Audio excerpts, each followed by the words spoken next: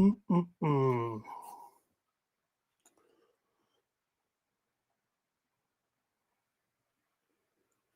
All right.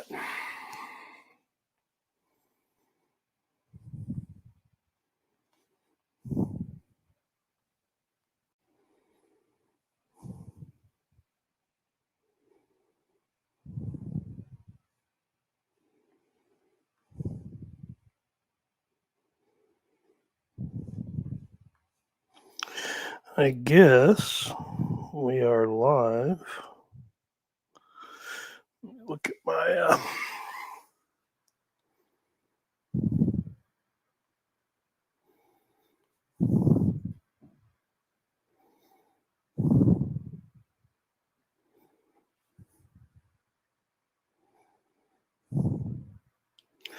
okay.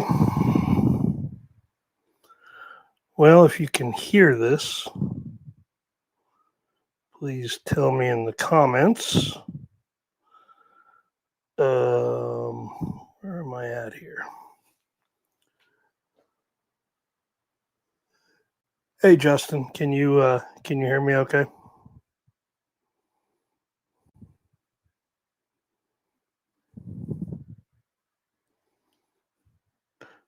Maybe not.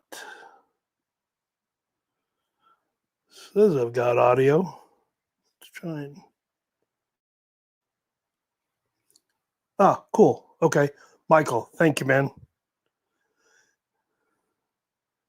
Dave, thank you. Okay, cool. Well, I'm glad. I'm glad I got that figured out. Trying another setup again.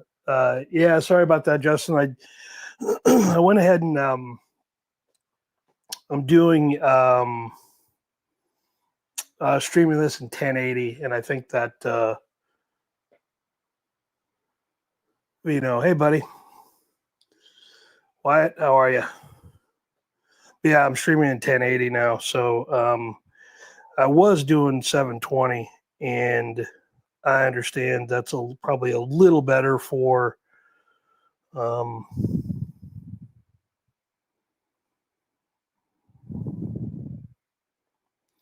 anybody that's on a slower connection. So I apologize for that if that's the case, but just wanted to see if I could try to do it in 1080 and see if it made the replay any better. Because I think it's in 720 or something like that. So I guess I got everything I need here. So,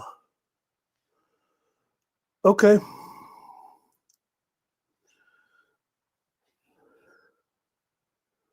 Cool. All right.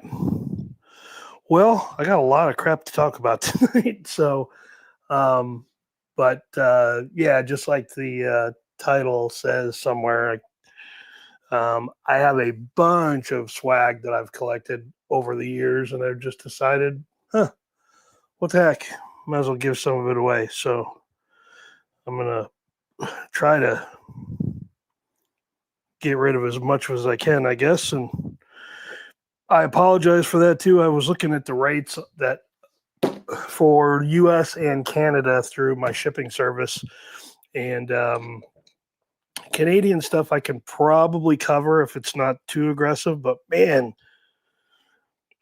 I mean, it's been years since I did anything up in Canada. But man, your freight up there is ridiculously high.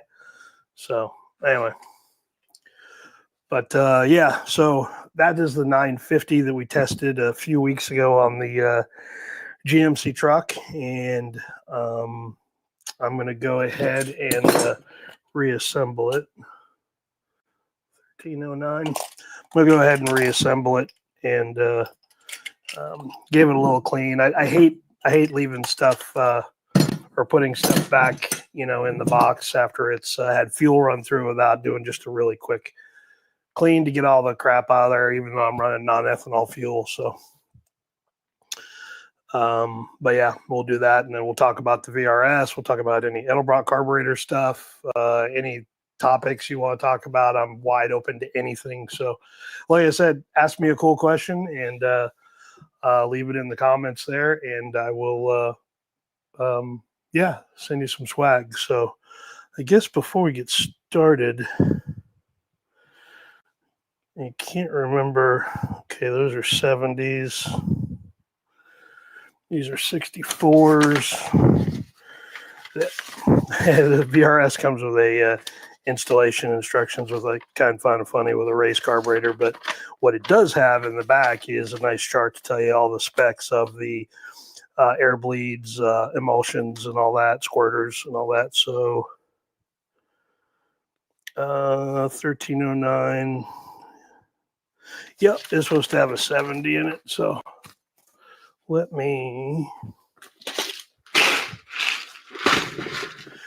grab some 70 jets to throw back in there. And get out of there, you. That way, when we put it on the Chevelle, hopefully sooner than later, that at least I'll know where the starting point is, even though I never trust any of it. I'm sure I'll break it down, but just to look to see where we're at. So,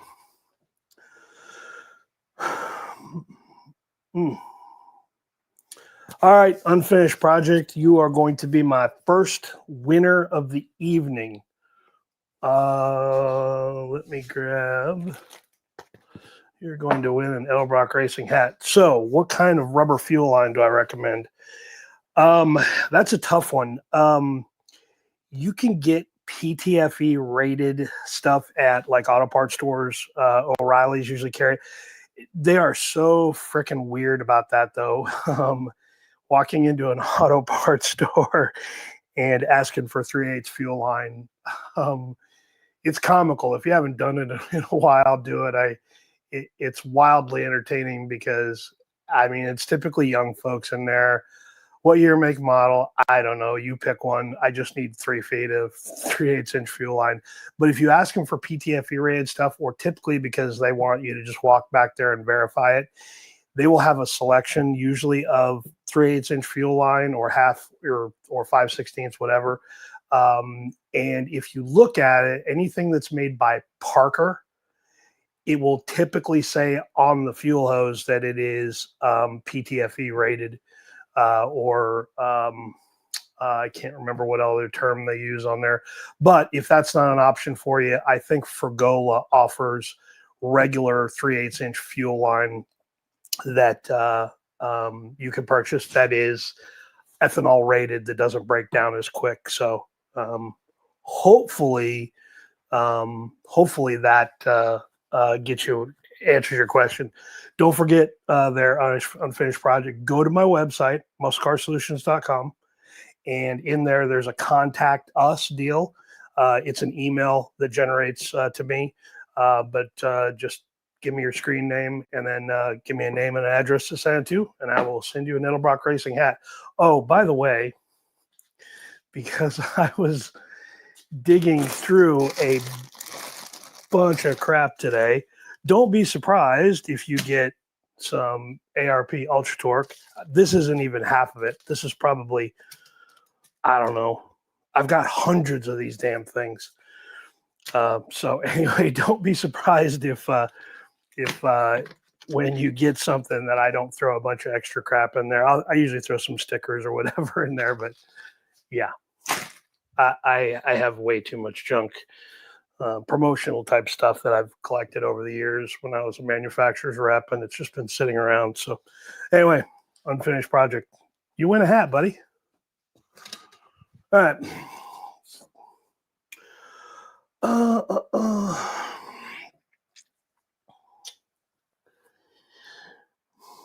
Let's see. Well, MySmic 2, I'll answer your question. Before I do that, let's find something cool for you. I want to give you the same. Here's a Edelbrock snapback hat.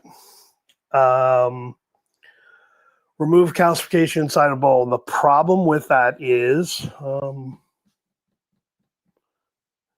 it's too far away. The problem is once that process is started and it starts to break down the base coating or the base protection that those carburetors have. Any carburetor, Holly, Demon, Street Demon, Edelbrock, doesn't matter what it is, Quadrajet. Once it starts to break that down, you can clean it. You can clean it off of there. The problem is two things. One, if it gets into the channels, it's hard to clean out of there, so you don't know if it's restricting your fuel flow. But two, the most important thing is it'll just come back more aggressively. It's ethanol with the water that's carried into there that starts to break it down, and water destroys everything it touches in a fuel system. So, and ethanol is very good at carrying water. It's very good. It's alcohol, so it attracts water very aggressively. So, yeah, it's ugly because you're always going to be chasing that. So when you have that situation, you're unfortunately going to be stuck with a fuel system or a carburetor that's just going to get worse over time. So I am going to try to do this. I'm going to try to write these down so I don't have to look or watch a 2-hour video or a 1-hour video. But sorry, so I'm going to take a note here really quick, but hopefully that answered your question. Okay. All right, cool. I actually came mostly prepared for that. So anyway, hat for you there, bud. All right, let's see here.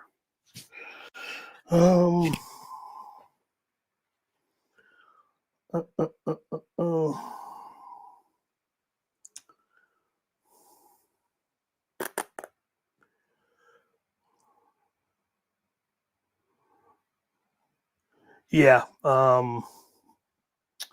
Wyatt, plastic carb spacer better than aluminum. Yes, the reason why, and I know it's not really a question, but it was a comment. So what do I have over here?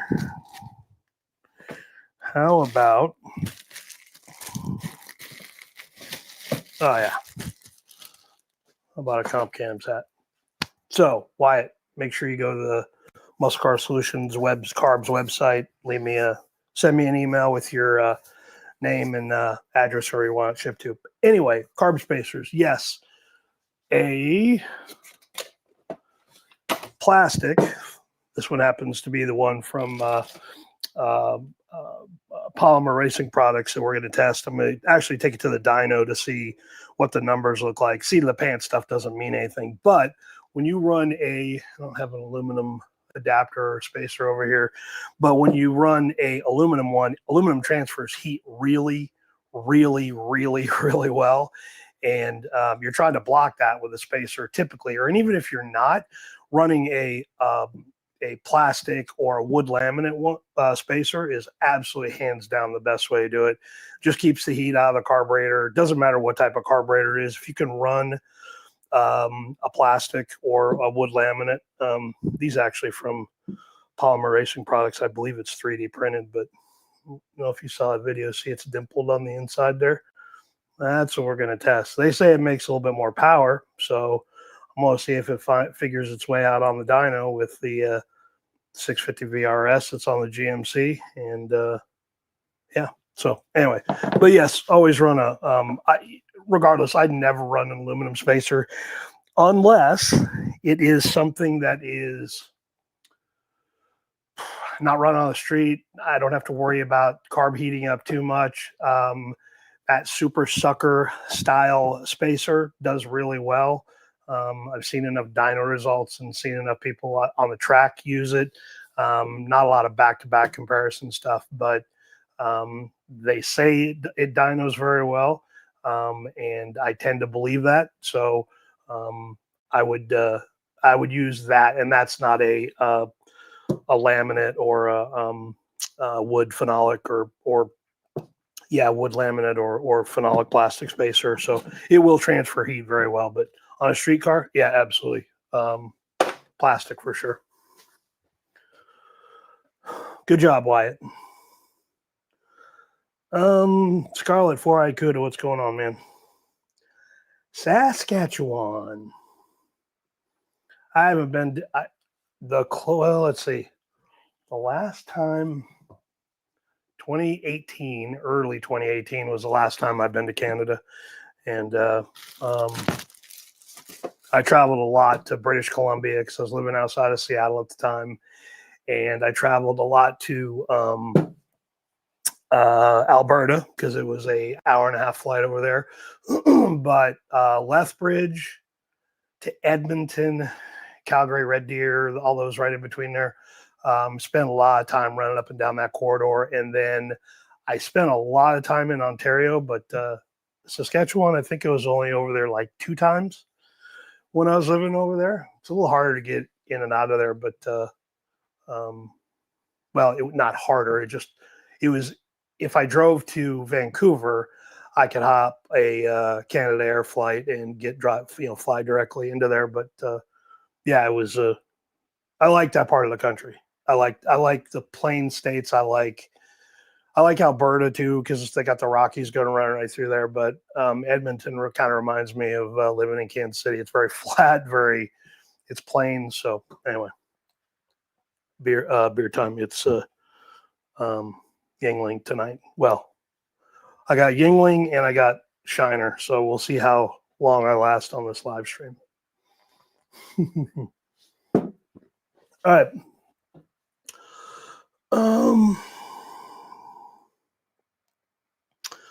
Let's see. Aaron Lutz. I'm sorry. Aaron. Opinions on dual feeding fuel on 800 CFM ABS2 418 stroker. Any benefits? The question I would have for you is what you're using that stroker motor for. 418 cubic inches is a lot. What are you doing with it? Are you driving it super aggressively? Are you oh, you know what? I forgot about this. Oh, look at that. It's been a while since I've done a live stream, so forgive me for being a little out of it when it comes to have another Edelbrock Racing hat. So anyway, I apologize. Anyway, depends on what you're using it for. The what I like about the big stroker motors is they RPM really well, obviously, but you have to have the fuel system and carburetor to support that. So if you're trying to spin that thing 6,500, 7,000 RPM, let's just take a look at some basic math here. So 418 times, let's say 6,500 until you tell me otherwise.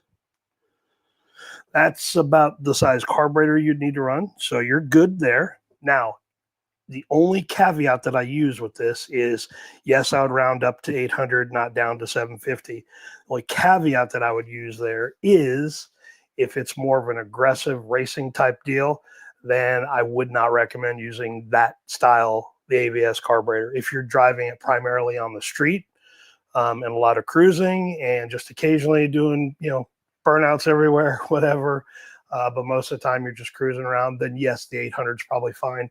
I don't know if the 3/8 is going to be enough. I tend to go a little bit bigger. I've got a video coming here, hopefully fairly soon, on fuel line size and what size to run based on horsepower, boosted, NA, all those other little things. I want to get deep into that one because that seems to be a cloudy topic. So again, if you are just pulling regular, driving around at 2,500, 3,000 RPM, just cruising type of deal, 3/8 will feed it just fine. If you're trying to hot rod the thing, Aaron, I would probably at least step up to 1/2 inch, -8 or 1/2 inch.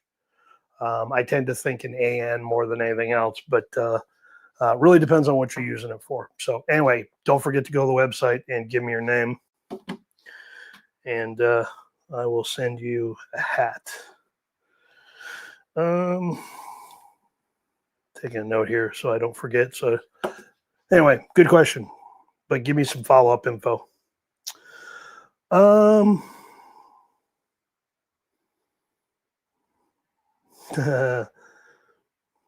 Scarlett, you do the same thing I do. They're editing videos takes up way too much of my time. I'd love to find somebody young to do that for me, but my niece and nephews aren't interested in it, and I'd pay them, but I don't think they're too interested in listening to me yap and edit through all that crap and then me complain about it. So,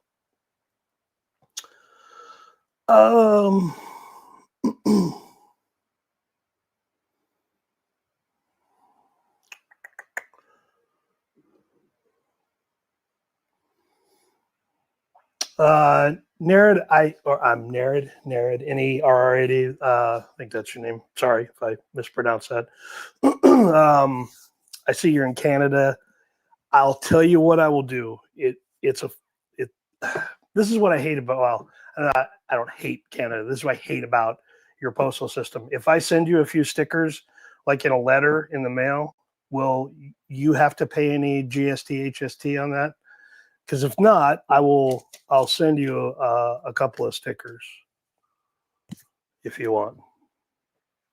But I don't want you to, I don't want the thing to arrive there. And I mean, I'll send you a letter so it looks like it's an actual letter, but I don't want it to show up and then you have to pay, $3 for the, tax or whatever. So let me know, whatever. But anyway, I'll answer a couple of your questions. Yeah, GMC has an overdrive 700R4.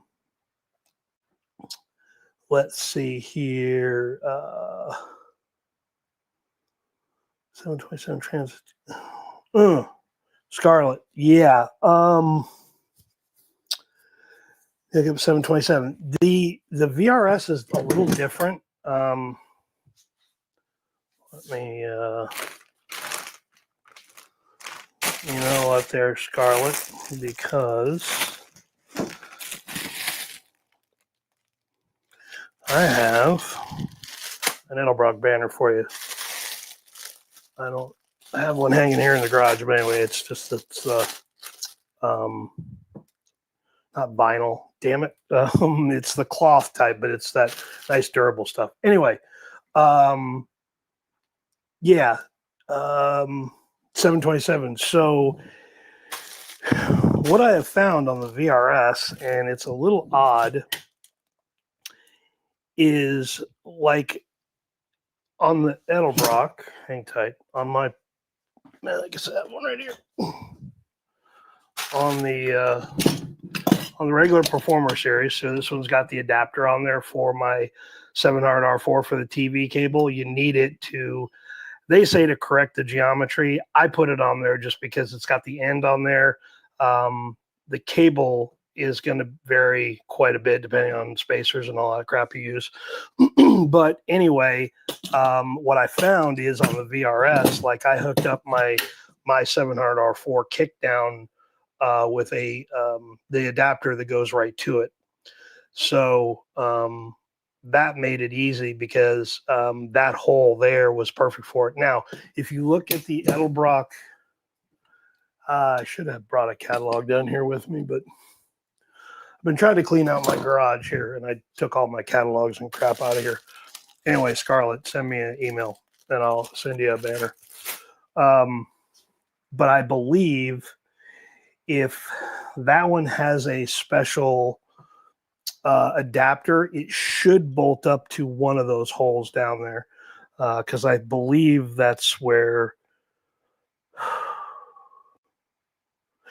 Or does a 727 have that funky one that kind of bolts on and sticks out? I can't remember. Shame on me, because Slant Daily Garage is a Mopar guy. He's here local. I see him all the time, or you see him all the time. But I know I've seen that adapter, but I believe if you purchase that one, I think it will bolt up to the VRS. So you can try that. But if you look on the Edelbrock website and search 720 or transmission adapter, it may take you to the Edelbrock site. It may take you to the TCI site, or show you TCI and Edelbrock part numbers. Again, I'm kind of mad that I didn't bring a catalog down here because we could have looked it up together real quickly. But I don't remember what the part number is. 19. Not even going to guess. But anyway, I believe it should bolt up to there. So,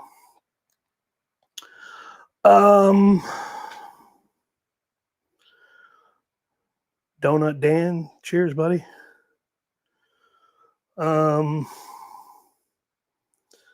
Let's see here.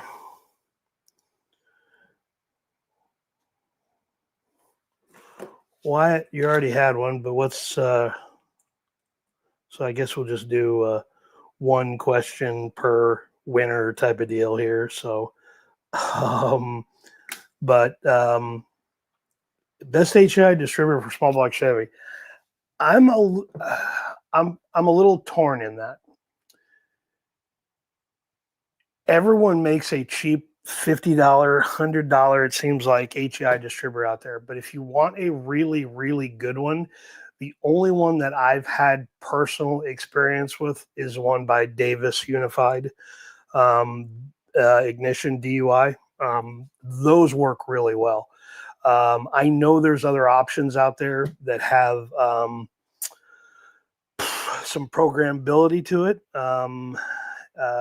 But I've never used anything else other than like the HEI that is on the GMC is made by Fast. It's a little bit better than like the Street Fire stuff from MSD. The MSD Street Fire originally was supposed to be the offshore brand. You would have the regular MSD brand, and they wanted a price point one for the chain stores.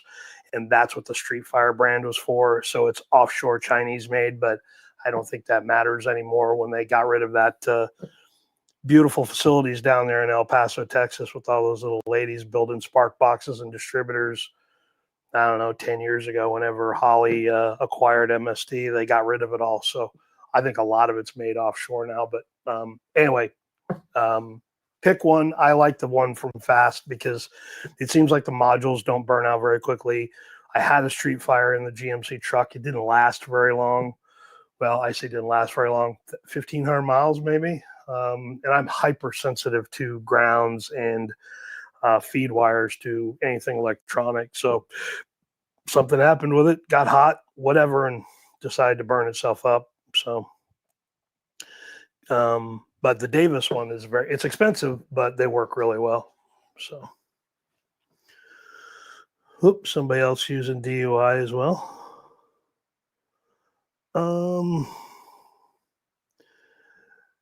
Yeah, look at the banner down there. They're NARAD. Just go to Muscle Car Solutions Carbs website and drop me an address, and I'll.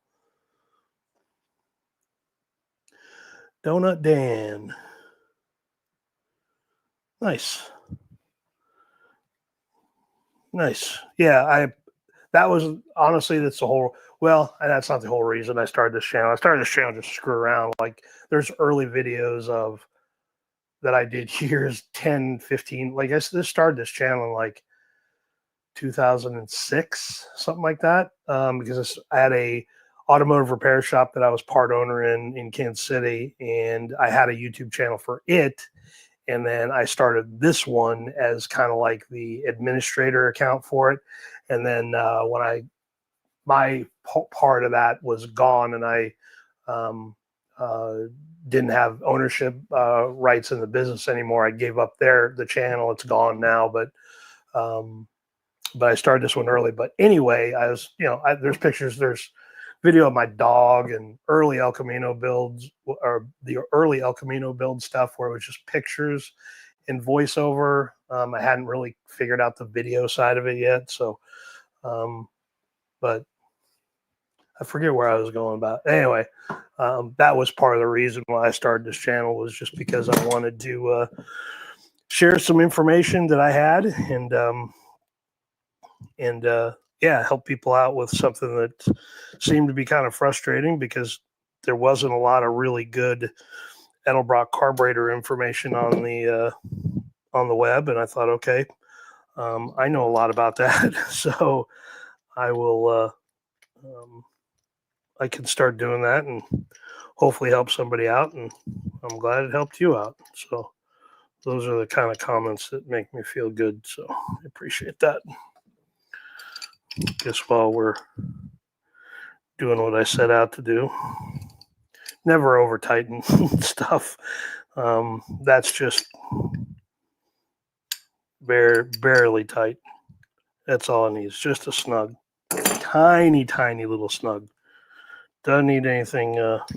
You will strip those out even on a billet block like that pretty easily. So, okay.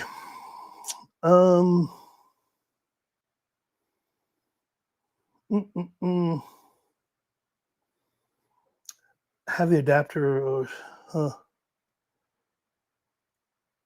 I guess, yeah.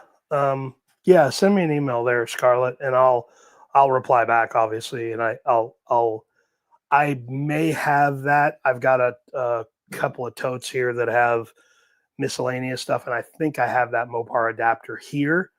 And I will bolt it on to see before you buy it, because that way you'll know if it fits the VRS. If not, I'll wander down to Edelbrock here in a week or so and pick up another one to throw in the toolbox. But all right.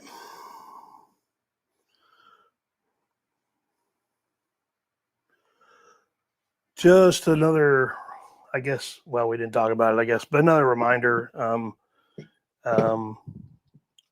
because of the freight costs, it's easier for me or cheaper for me to send out a bunch of free stuff. So if you're in the US, no problem. If you're outside of the US, I know it sucks and I hate it, absolutely hate it, but unfortunately, I guess I better put jets in that thing, huh? Unfortunately, with the cost of the freight, it's and not just the freight, the taxes that you all have to pay. And God, I don't even know. I'm sure there's probably tariff crap on there now too, isn't there? That would suck. So anyway, one of you guys, I can't remember who we were just talking. I wrote your name down, Nared. If you get a letter from me that's like, hope everything's great, grandma's doing well, it's to try to hopefully get away from that and not cause you a lot of unnecessary pain. Well, while we're here, I don't know if you guys remember that. Let me see in the back there. That's one thing I love about that VRS. You see that? It's like a wavy line back there. You can kind of see it, I guess. Yeah, you can see it okay. That's to control the slosh. These fuel bowls are massive. I don't think I've got a Holly one over here. No, they're on the other side of the garage. But these bowls are massive. They hold a lot of fuel, and all of these little baffles in here help control the fuel slosh. Now, I drove the GMC a little aggressively. It needs a front end desperately, so I couldn't get it too crazy with it. But it's just cool. It's a lot of thinking when involved with this carburetor. Edelbrock just said, okay, what are all the downfalls that the Holly hat doesn't have, or the pitfalls that the Holly has, and what are all the things we would like to see in that style of carburetor? And they did all of them, including the TPS, which I absolutely love. I can't wait to run this carburetor on something that needs a TPS, just because I'll be so geeked about how clean that's going to look. But anyway, sorry about that. I guess I need to get back into my beverage.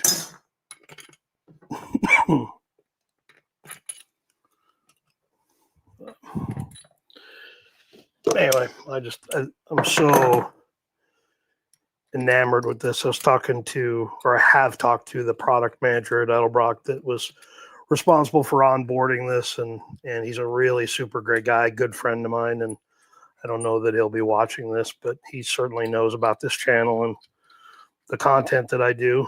And they were super excited about building this thing because it's like I say, it's a lot of things that the other guys should have done, 20 years ago.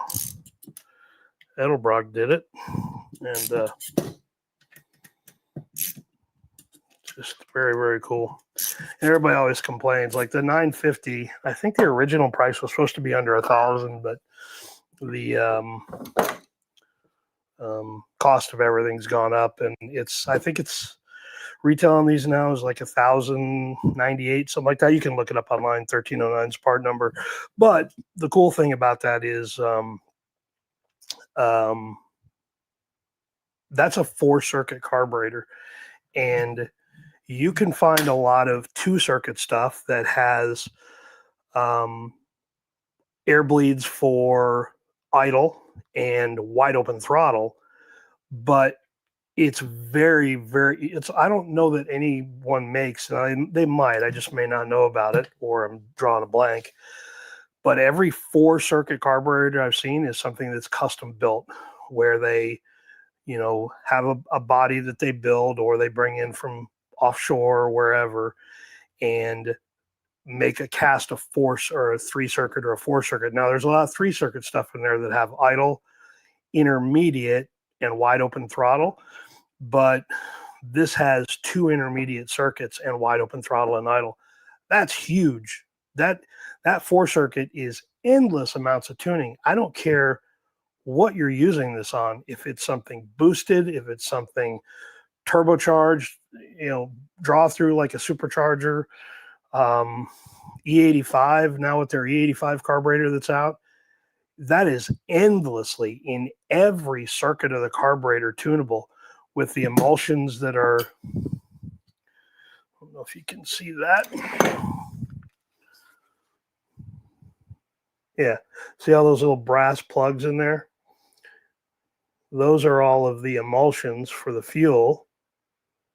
Okay, and then these are the channel restrictors for the power valve, so you can open those up to add more fuel on the power valve side if you need it. But given all of those options, every RPM level you can tune. Now, I will eventually do that video.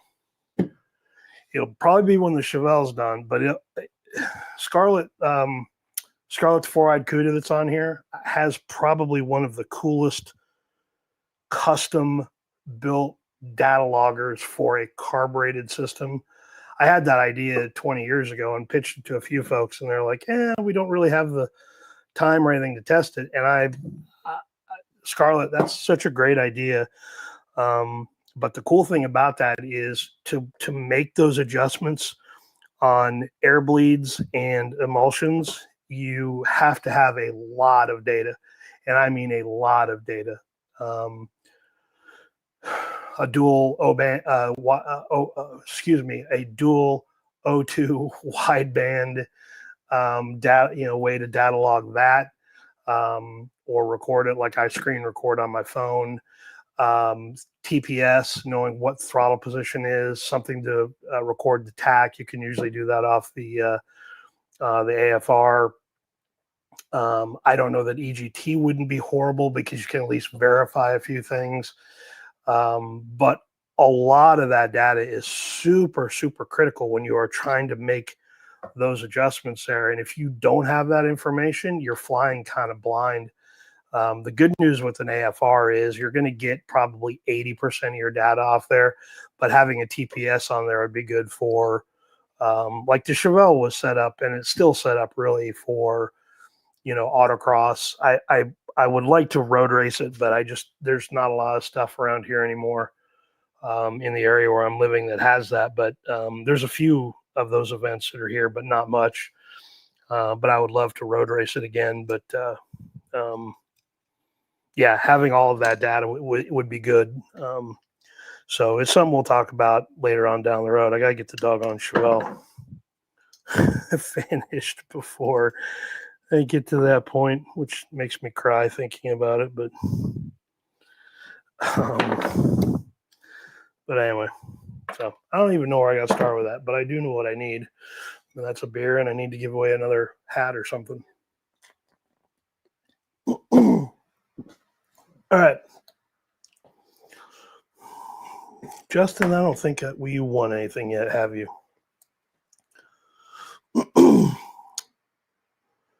ABS 2 on 390, mechanical pump. Oh, yeah. Gallons per minute. The 390 is kind of a tough one, I guess, because that's not a big RPM motor. Very good torque motor. If you're going to keep that thing under 5,000 RPM, I can't remember if you were talking about the fuel line. Hey, I'm a professional YouTuber. Look at that. I can't remember if it was you that asked about fuel line size earlier, so I'm sorry. I get distracted easy. Squirrel, and then I'm down another rabbit hole. So I don't remember if it was you that asked about the 3/8 inch fuel line or not, but or no, that was somebody else. But anyway, yeah, you're kind of in a bit of a gray area there, where that 3/8 may be enough, but if you've done anything else internally on it, and I know we've gone back and forth on Facebook and stuff talking about a little bit about your project, and hard to remember all the questions and crap that I answer, so I apologize that I'm forgetting all the details, but yeah, it could be. Now I think the Edelbrock stuff, or most of they're about 80 gallons per hour on the like their Performer Series pump, or the Holly 327 pump. I can't remember that part number. Damn. I used to have all that stuff memorized, but that's what happens when you get old. But yeah, so it's potential that you may have an issue with it. And typically what I do there is, again, because I'm addicted to running AN lines and everything, I would go to an AN and go to a -8, or if you want to stick to a hard line, you can run an aluminum bendable 1/2-inch line, and it would be more than capable for that 390. But it really depends on what RPM level you're looking for out of it, or if you put a little bit more aggressive cam in it. But even then, I don't think there's many cams out there in the market that will allow you to spin that big, heavy rotating assembly around to 6,500. So anyway, Justin, send me a email on the Muscle Car Solutions website, and I'll tell you what, buddy, you are going to get the Muscle Car Solutions hat. I apologize. These were the ones that I have were samples. This one actually didn't turn out too bad. The problem with some of these is, like, that logo is pretty good. Some of these were just dead awful. And I mean, they're not awful. You can tell Muscle Car's easily read. This one's Solutions easily read, but they couldn't figure out the gray in some of them. And sometimes because they had to make the logo so small, depending on the vendor it was, because I'm trying to use print on demand. I don't have the time or the ability if to buy.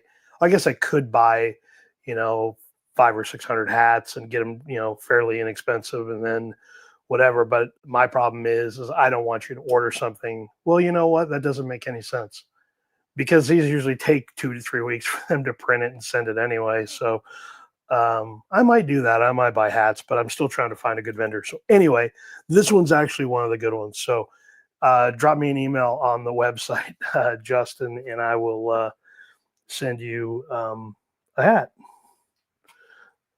I'm taking a note so I don't have to read all the way back or listen through this whole podcast. Or it's not a podcast. It's a vlog. Hell, I don't know what the young kids call it. Anyway, thanks, man. Don't let the beer get too warm. It's kind of warm in here, but we've had a cool day here today, so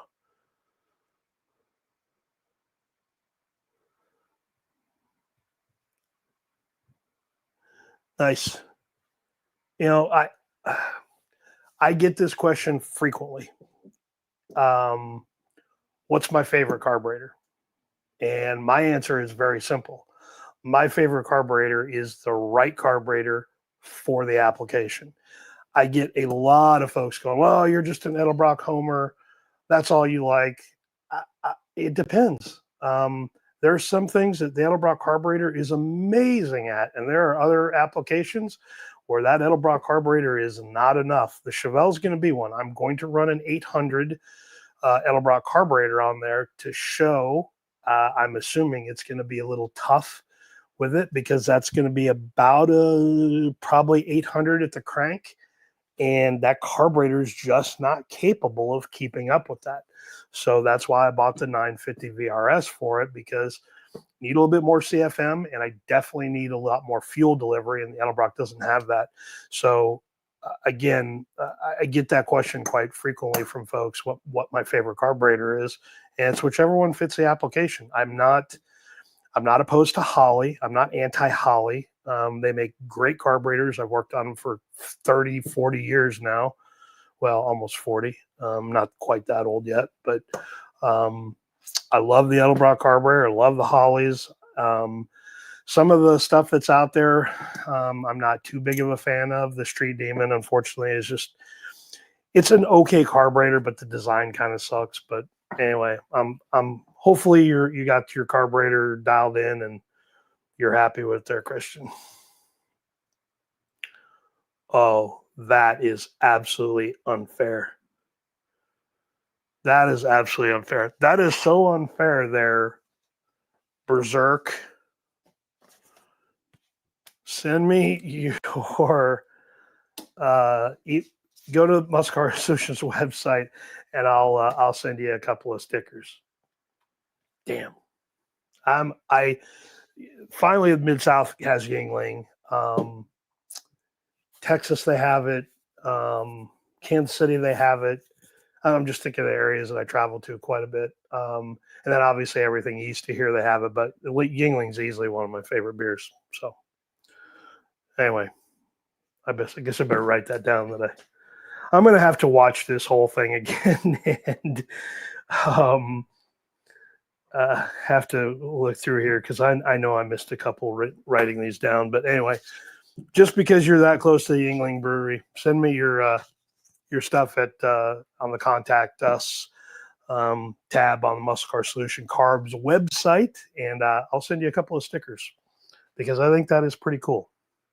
And if you're on Instagram and you stick that sticker on something that's close to and has the Yingling factory in the background, I will probably love you forever. Great beer. That's not helping any. It's helping now, but all right. That was funny.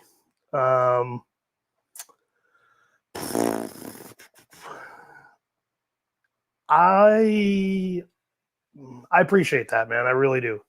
Um, I, there's things that I don't know. I am a wiring idiot. I am an electrical idiot.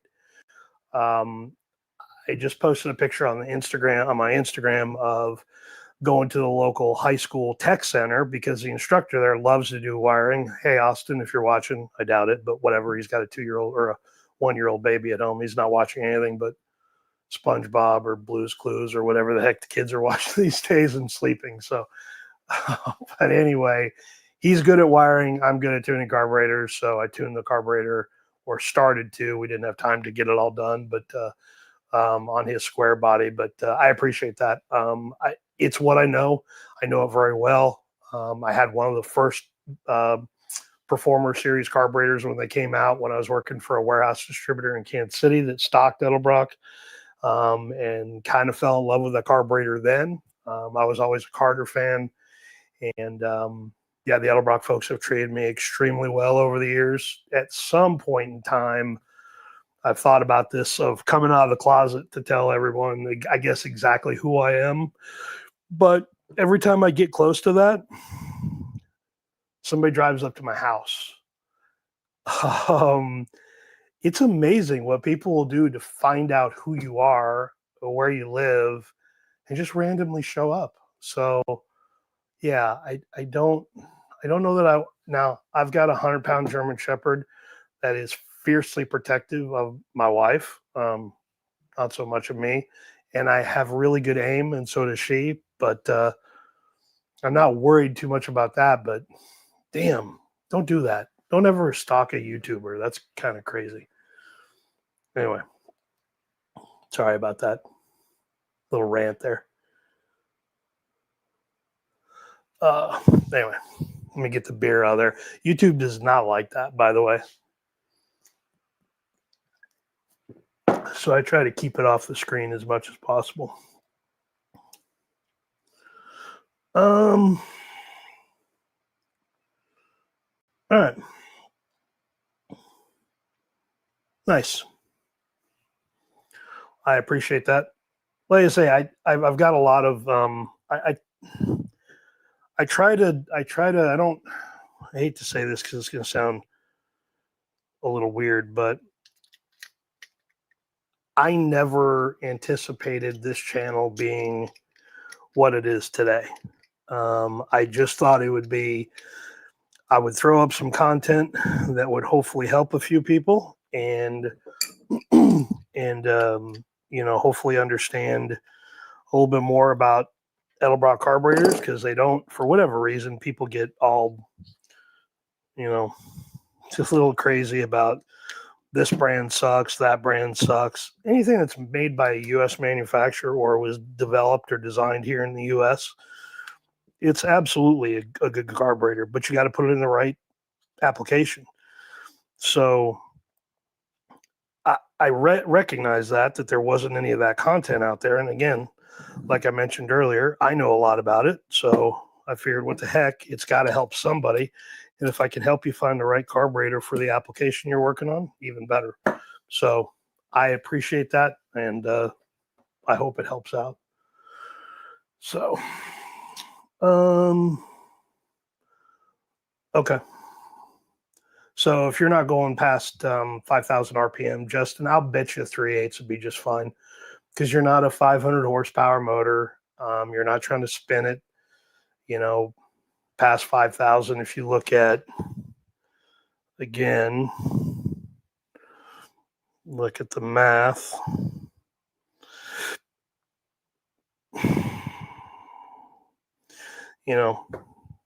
564. Now, would I put a 600 on? No, probably the smallest I would put is a 650 on there. I tend to go up then down when using that formula, because it all depends on the other things. I did a video on that, how to select CFM size, quite a few years ago, but I always tend to go up, then I go down, unless it's something that's really oddball. But it's just kind of one of those things. So I think for what you're working on, your 3/8 line may be enough. You'll know pretty quickly. Let's see. 290H. Typically the RV cam stuff, if that's a comp, it's usually 260. 268 is their high energy series. 290 is a pretty aggressive duration at 50. So I don't know. Maybe you got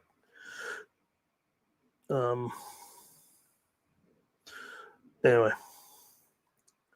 So where was I? Oh, what else did I want to talk about? There was something else I was going to mention tonight. I mentioned coming out of the closet. I don't really. I thought about that. Clay Milliken's a local guy.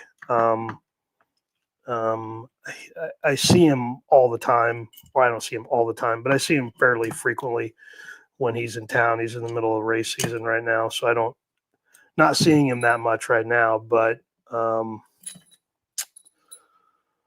I'm hesitant to say this, but there are a couple videos that he has done that I've either shot the video for him or was in the video.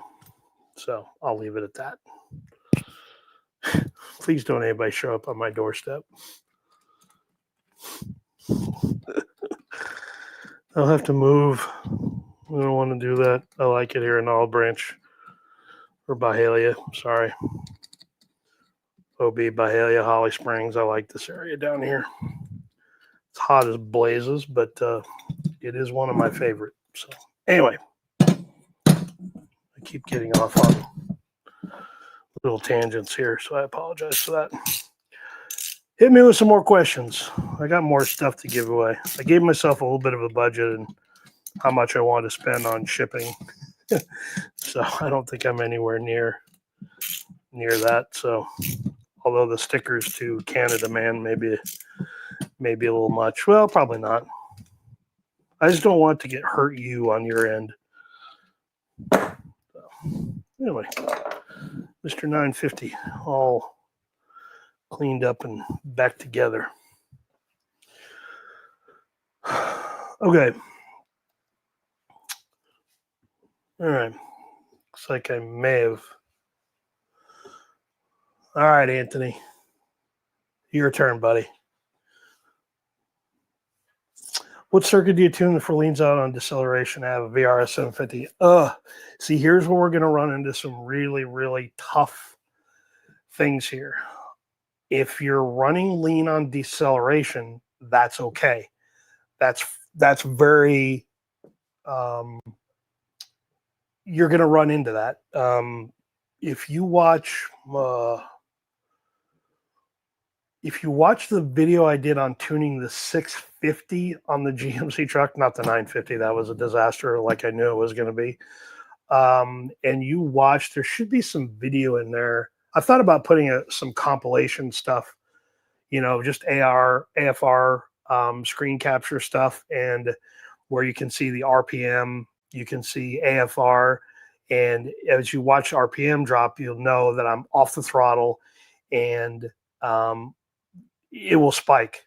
It always spikes 16, 17, 18. It's okay for that to spike and go lean, as long as you don't get a lot of backfiring, popping, sputtering. Then it's typically something else. But that's common. That's very common. You have to look at AFR tuning in the realm of don't concentrate on really short windows of information. Look at the broader range of stuff. So like when I tune an AFR, like we did on the VRS, like we did on the Performer, the 650, I did that video as well. I will look at it in wider bits of information. So if I'm at idle and I'm sitting there and it's at 14.0, 13.8, 14.5, doesn't really matter. I tend to set mine a little rich. People hate that, but that's just me, because I change oil very frequently. I change plugs very frequently. And on anything performance related, I'm okay with it being a little fatter than leaner. So I'm not trying to, I will eventually do a video on the GMC where I do fuel economy. I have to get the the speedo fixed again to do that, so I can make that. But anyway, I look at stuff in broad windows. So if I'm sitting at idle and it's idling at 14.0, let's say, and I stand on the throttle, if at any point in that, as I'm accelerating up through the gears, staying on wide open throttle to up to, say, let's say 60 miles an hour, 70 miles per hour if you're getting on the highway or something like that. If any point in there I get any leaner than around 12.5 or 13.0, that's where I get concerned. But I want to look at that in a long stretch of information. Now, if I stab the throttle and it goes dead lean and then all of a sudden it goes spikes and goes back to where it's supposed to, 12.5, 13.0, wide open throttle, that's a little bit different story. Then you can look at step-up springs on an Edelbrock carburetor. You can look at power valve because potentially it's not there. You can look at the power valve channel restrictor. Maybe it's a change there. So it's all about timing when you talk about those events. But on deceleration, I don't worry about that too much. Again, like I say, unless it's causing some other factor that you don't like. So I hope that answered your question. Anthony, go to Muscle Car Solutions Carb's website, send me an email, and give me your name and address. And I'm going to go there now to see if anybody's already sent me any emails. Yep. Aaron, Wyatt, I got emails from you, so that's cool. But yeah, anyway, send me your, I didn't tell you what I was going to give you yet, did I? It's a good question. So you need a good, it's the only one I have, but I'm going to give it to you. Racing Head Service banner. Bitchin'. You'll like it. So you even got a little Racing Head Service. Defunct brand now. Comp has killed it, or Edelbrock killed it, which I hate. But anyway, send me an email, man. I'll send you the banner. I'm going to take a note here.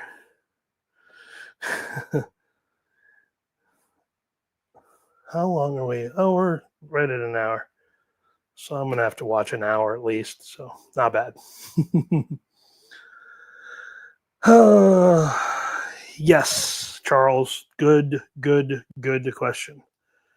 Yes. I get that question fairly frequently. Somebody has 10, 11, 12 inches of vacuum. Yes, you can make that carburetor work with that.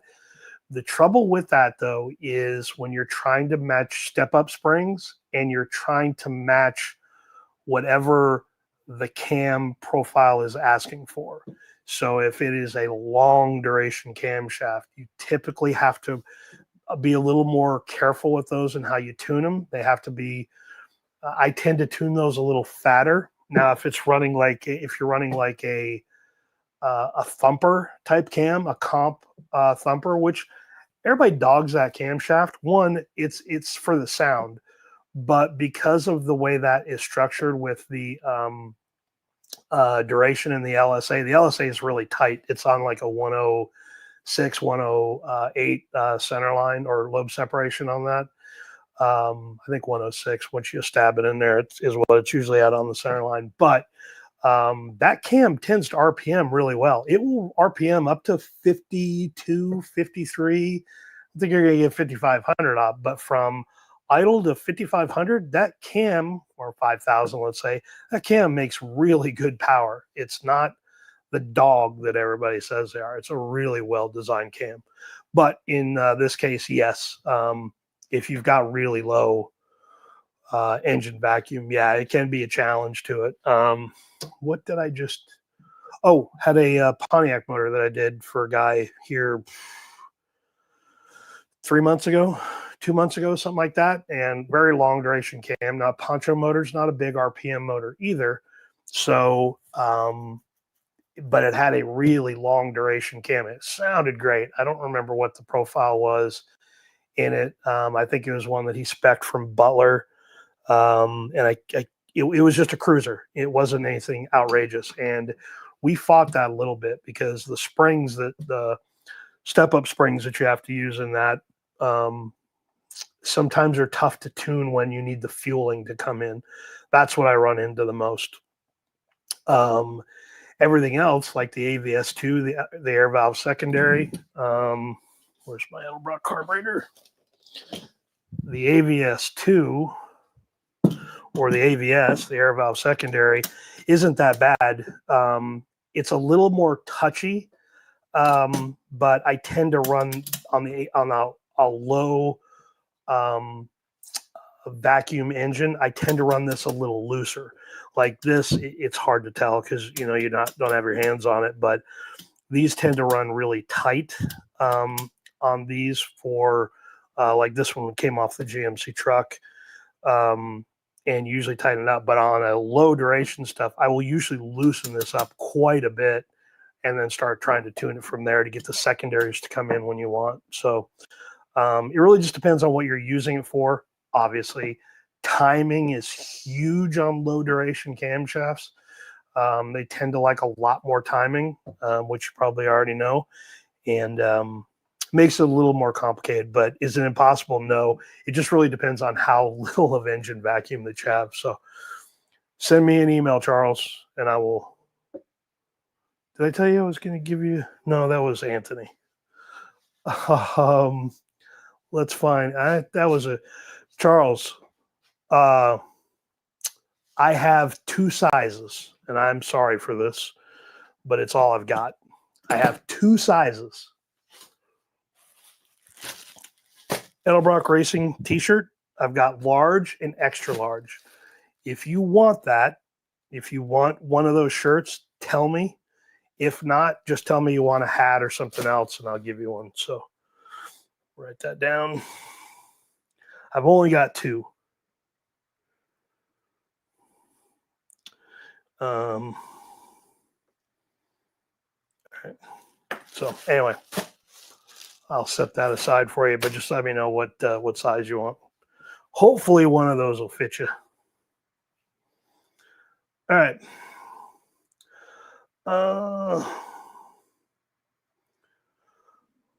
Here's a good one.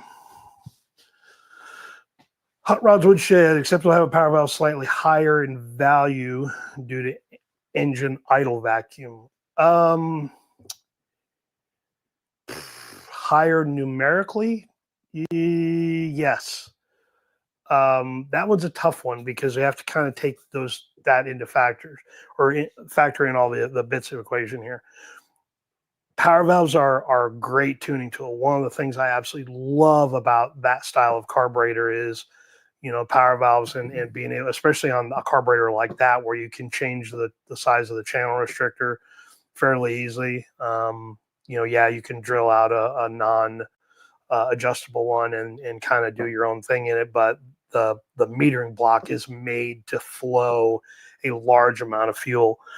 But we're just trying to figure out the timing side of that to figure out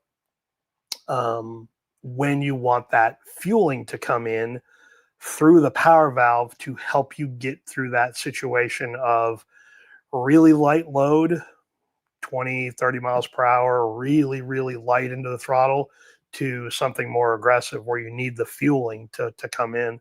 So, if I guess I'm guessing here because I don't have all the details. But yeah, you can now. That's why I tend to play around with it. If you watch, what video did I do? 650 when I did, or no, was it the 650 or was it? No. Oh, it was a 650. So I did the tuning video with the 650. These have a 4.5 power valve in it, and I went up to the 8.5 power valve, and I got a ton of crap for that in the comments, which is fine. I get it. But I tend to make jumps like that when I'm trying to find the right timing. Now, eventually I settled where I thought it was going to be, but I also wanted to see where it played out at with the 8.5. How quick was it? Did it come in? How delayed was it? How was it too much too soon? Because of the way the vacuum drops. The 6.5 is what ended up in the GMC truck. I kind of figured it was going to be there because as the RPM, as you go up, vacuum drops, then you're kind of rolling into that area where you just need a little bit more fuel flowing, and then so the main metering circuit can take over, or the secondary circuit can take over and start metering fuel. But that one's one. I probably I just did that power valve video, and I tend to shoot a lot of these videos seat of the pants where I don't take notes or create an outline, and I need to start doing that because I left out quite a bit of stuff that I should have put in that video. Now, I don't care if it's 45 minutes long. Everybody else seems to get a little angry about that at times, but I don't do these to make them short. I do these videos to give you all the information. And if it takes a long time to deliver it, or to absorb everything that I want you to know, so you understand why things are occurring based on the decisions you make, it's okay.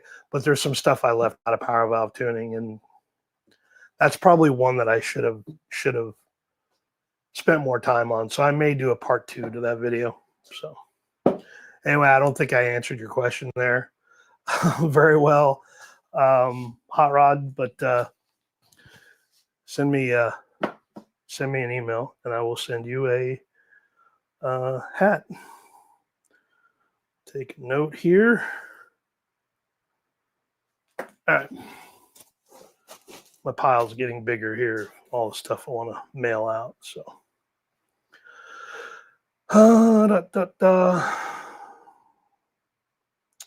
let's see.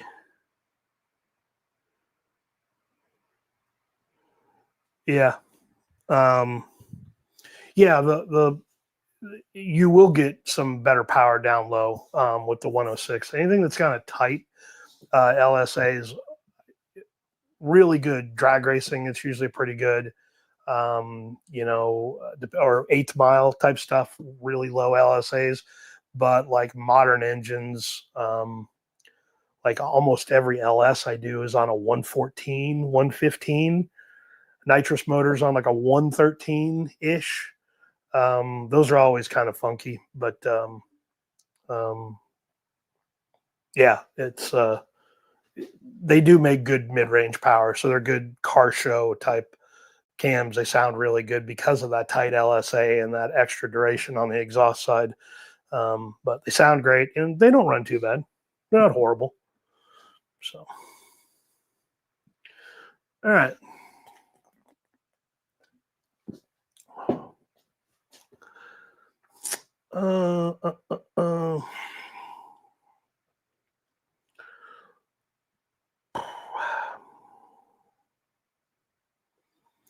Yes, that is correct.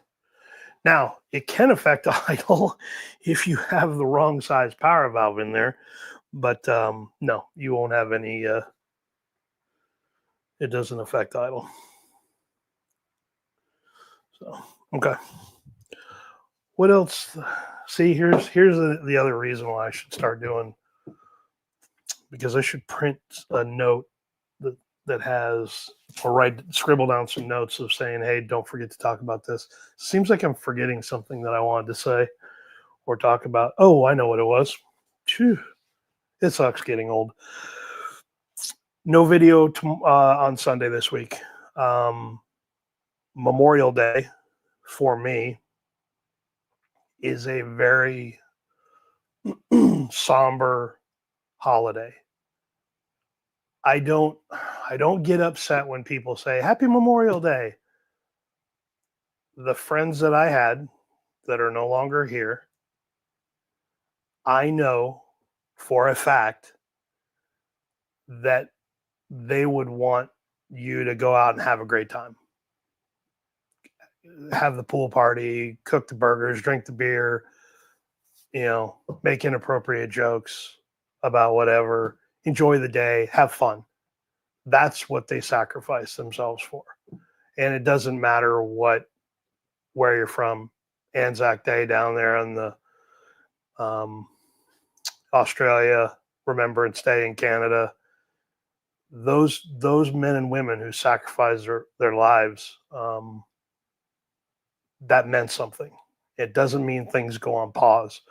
For me, it's a very not difficult holiday, but it's one that I tend to reflect more on those days. So anyway, don't want to get too far down the rabbit hole on that one, but I will not have a video out this Sunday.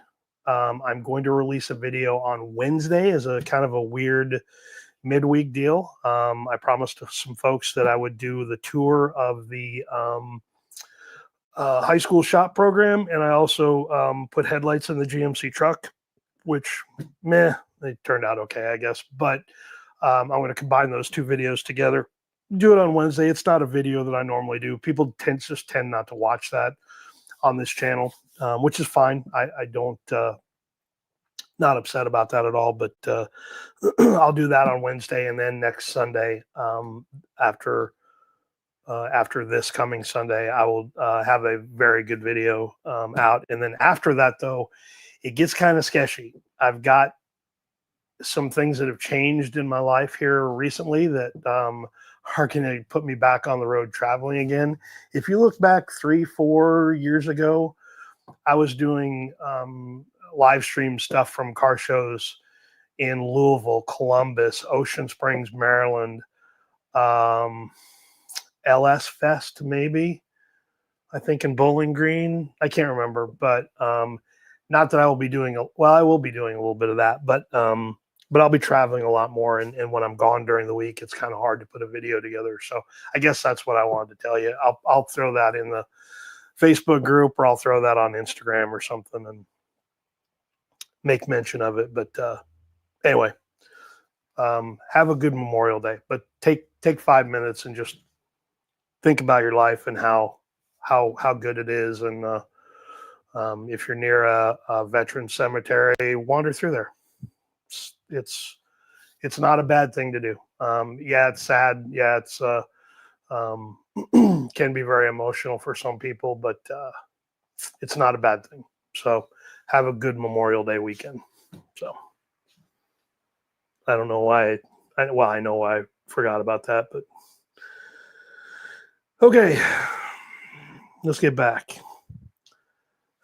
Thanks for cover videos. Nice. I appreciate that, Lewis. A lot of the content, sound like a professional YouTuber there, that I do on these videos is just based on questions that I get asked. So when you leave questions on any YouTuber's video, if I see it a lot, then I'll say, okay, that's good content for a video. I will shoot that video to help answer that question. So if you have that question, 100 other more people have it.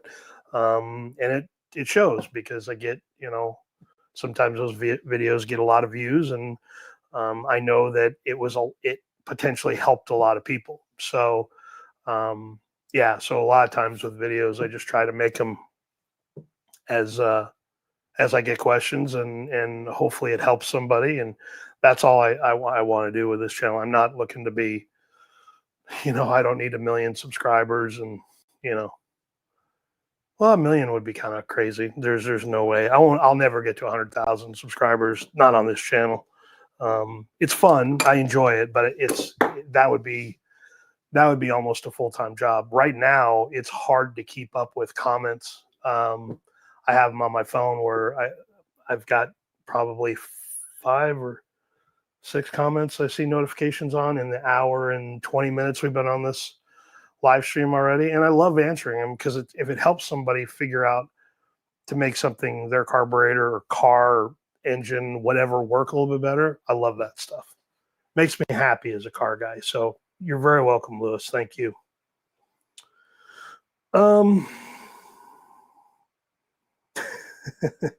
Dude, it rained like crazy here. So, yeah. If you don't have a calibration kit, Charles, absolutely highly recommend that. And then I don't think I have a. Oh, maybe I do. Oh, maybe I don't. Looking to see if I've got a. Man, I've just been cleaning my garage, and unfortunately, I don't know where anything's at anymore.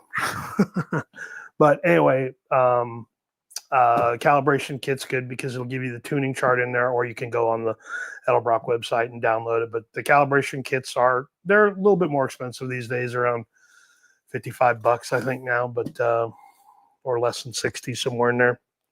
But invaluable to have all that. So yeah, they're good to have, just because you'll get all the step-up springs. Every single one of them is included in all the Performer and AVS2 kits, so they're good to have. So, but adjusting the air door, the AVS on the AVS carburetors, I love that adjustment. So cool. So cool. So, all right. Well, we've kind of got to the end of the stuff that I want to talk about. We put the 950 back together. So I'm going to leave it as is. Poor little thing. Tried to run on a 355 that wasn't very happy with it, but it's going to be happy on the 540 when I get that built. Time and money. Time is the thing that kills me. So anyway,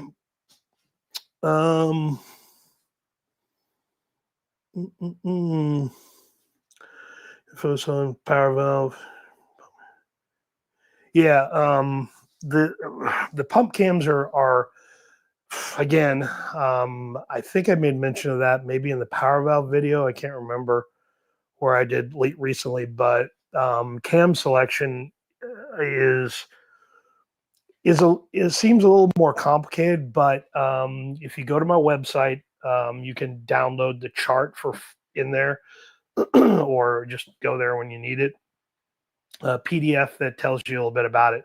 But I want to explain how that goes so you understand that if you're using the brown pump cam, it's going to do this versus the red pump cam or the green or the white.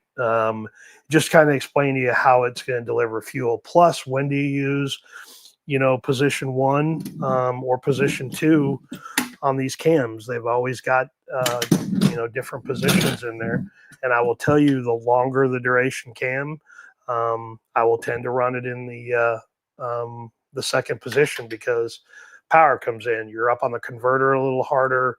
So if you're running a really aggressive profile, sometimes changing when the pump cam comes in, instead of hitting that shot quicker, it's better to delay a little bit, and that's where you get that second setup. So I'll think about that, but that video is one that I'd like to do. But again, I know I'm going to get. I've been on kind of a roll. I've done a video every Sunday so far this year, and that's been kind of tough to string that many weeks into a row. But unfortunately, I'm going to come to a point where I'll still be able to answer tech questions, but I'm going to be on the road a little bit more and away from home, and won't be able to do a lot of the types of videos that I want. I've got a long list of crap that I want to do and shoot, but just hasn't been. Don't know that I'm going to have the time to get there. So.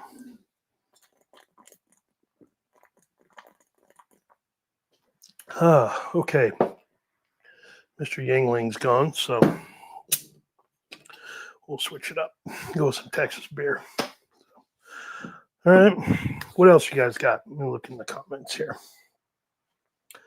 Oh, I laughed because it's been raining like mad here last day and a half. So, but okay. Well, I know I'm forgetting something, but I'll have to. I need to be that. I don't know.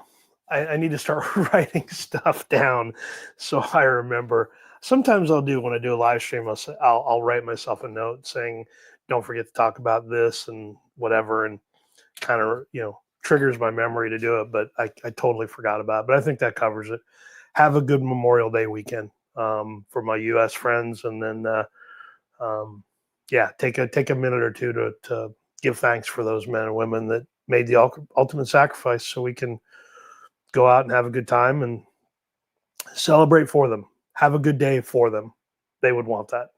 Believe me. I know that for a fact. So, but okay. Well, we're at almost an hour and a half. I've got a dozen or so folks to mail stuff out. I will probably have everything mailed out by midweek next week. So, typically, like when you buy anything off my website, I try to send you the tracking number right away. But most of the stuff, well, I'll probably send it right to the post office. So I have a tracking number for it. I'll see if I decide to send you a tracking number. But anyway, with this many things to go out, it may be a little difficult to do that. But anyway, video on Wednesday, then regular videos. Well, regular video again next Sunday, and I'm going to try to shoot a couple during the week here. So maybe I don't lag behind, but I got a week-long trip coming up the week after next. That's could turn into 2 weeks, could turn into more. I don't know. So we'll see. But anyway, a little shiner for you all. I love shiner. All right. I think we've hit the end here. So anyway, I appreciate you guys hanging out with me for a while. Thanks for all the questions, and enjoy the free swag. And yeah, we will get this stuff mailed out for you here pretty quickly. And I think I said this back in January was when I did my last live stream. I think I want to do one of these at least once a month. So we'll do something, like I always do. We'll either put something back together, do some assembly, disassembly of something, things that I haven't done before, because I think those help sometimes when you can ask questions right when I'm doing it, and hopefully that helps. So yeah, I'll have to think about that, but I would like to start doing that. I said that way back in January, and here it is, into May. So oops, I'm a little off track, I guess, but I'm gonna try to do those more often. But when you do, I'll usually set something up the day before, or I'll usually leave a note in the Facebook group or on Instagram, and you'll see it there. So anyway, I appreciate it. Good beer choice. Yes, I agree. All right. We'll talk to you guys later. Thank you all for entertaining me for an hour and a half tonight. I appreciate you guys. It was fun. I enjoyed it. I'm definitely glad. Definitely glad that I got rid of a few things out of the tote tonight. But yeah, don't be surprised if in some of that stuff that I send you that you're going to get more than what you bargained for. Because I've got stickers and crap all over the place. I've got ARP. When I say I have stickers, I have stickers. I have ARP Ultra Torque. I've got more Ultra Torque. I am horrible at this. I am a horrible pack rat. Filters. I don't know why I have these damn filters. I've got like 4 or 5 of them. I can't say I've never used them. I don't use those. But anyway, don't be surprised if you get more than what you bargained for. Anyway, I hope you enjoy it. So I had fun. I will catch you guys on the next one. We'll see you soon.